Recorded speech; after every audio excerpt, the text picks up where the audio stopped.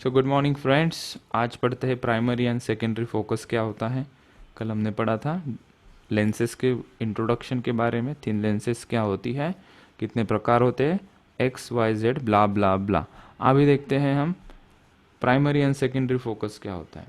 ठीक है, पहला पॉइंट जो लिखा है पढ़ता हूँ, एक्सप्लेन करता हूँ। और क्या, every thin lens has two focus points. दो फोकस पॉइंट होते हैं, कोई भी लेंस हो, कॉन्वेक्स लेंस हो, कॉनकेव लेंस हो। ठीक है, on the opposite side of the lens, और वो दोनों फोकस अपोजिट साइड में होते हैं। अच्छा, मतलब सेकेंडरी फोकस और प्राइमरी फोकस जिसके नाम होते हैं, राइट। सो दोनों अपोजिट साइड में होते हैं। कैसे, क्या, कब, देखो पहले तो देखते हैं प्राइमरी फोकस।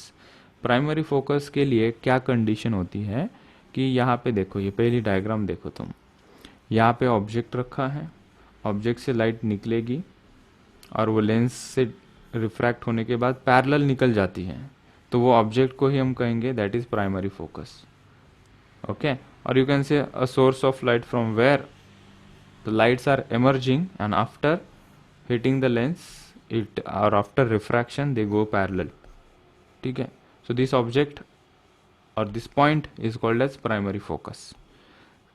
डेफिनेशन के तरफ चलते हैं। It is a point object located at a primary focus of a thin lens where its image is produce at infinity.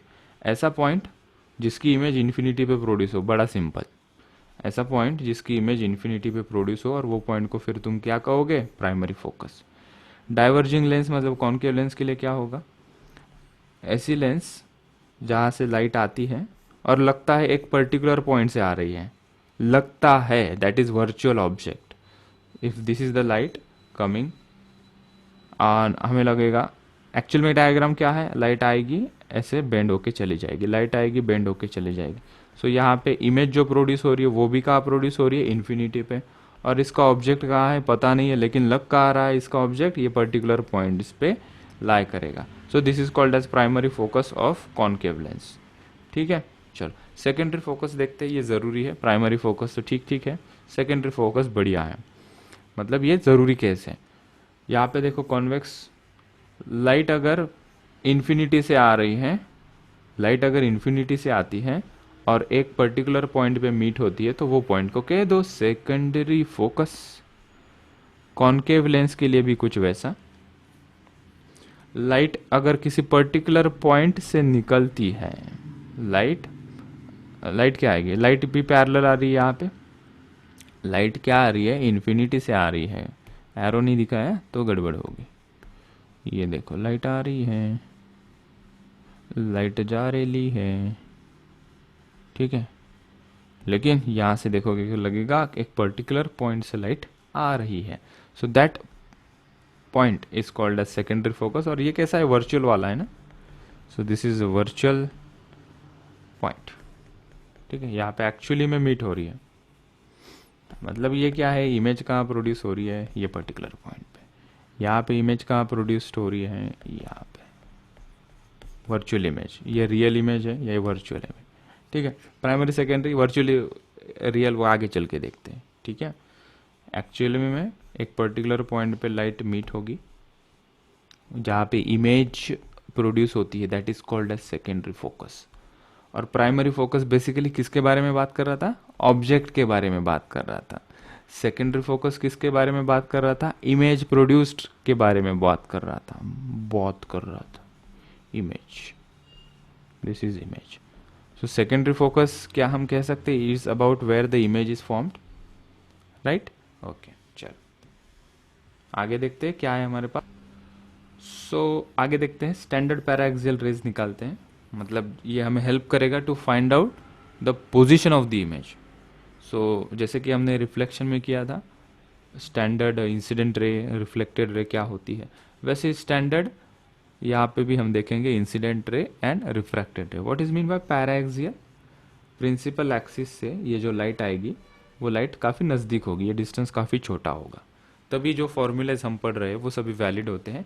और हमारे सिलेबस में पैराएक्सियल रेज ही पढ़ना है हमें। ठीक है, तीन केसेस हमने कॉन्वेक्स लेंस के बनाए और हमने देखा कि अलग अलग स्टैंडर्ड रेज अगर जो आती है वो डेविएट होने के बाद किस प्रकार से बिहेव करती है। तो ये लेंस दो कर्व सरफेस से बनी हुई होती है, तो इसका फोकस ये रहेगा और ये कर्व सरफेस का फोकस ये रहेगा। तो हमने कहा कि ये इसका जो फोकस है उसका डबल डिस्टेंस पे एक पॉइंट ले लो जिसको नाम दे दो 2f। ये 2 सेंटीमीटर, तो ये कितना होगा 4 सेंटीमीटर। अच्छा, हम सभी डिस्टेंसेस ऑप्टिकल सेंटर से मेजर करते हैं। ऑप्टिकल सेंटर से मेजर करेंगे सभी डिस्टेंसेस। तुम कहोगे कि सर फिर ये यहाँ पे होगा, ये यहाँ पे होगा। नहीं, एग्जैक्टली सेंटर पे होगा ये। ठीक है, ये सेंटर क्या होता है, what is this centre, it is called as optical centre. इसका मतलब क्या है समझो। ये कर्व सरफेस निकाला हमने, right.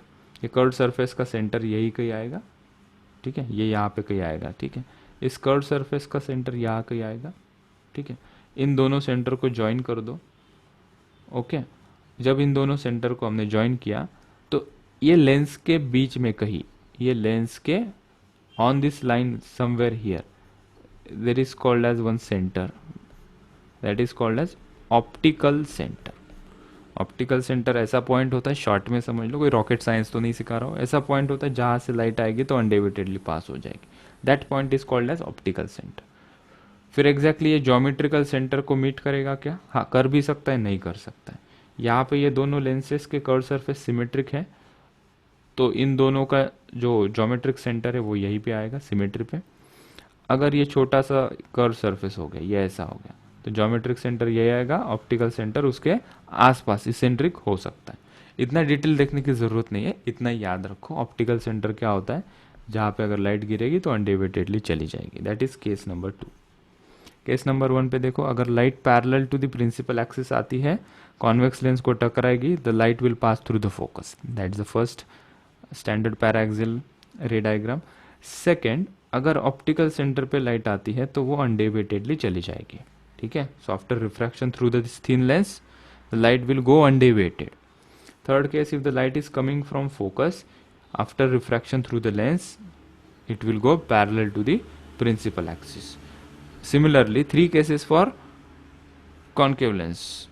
So if the ray of light is coming parallel to the principal axis, it will diverge, and if you trace back this divergent ray, it appears to coming from the focus of that particular lens.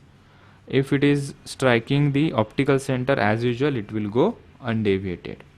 And if it is coming to a particular angle and after refraction it will go parallel, then the light which is coming at a particular angle appear to pass through the focus F. So these are the few standard paraaxial ray diagrams which helps us to find out the location of the images when the respective positions of the objects are given.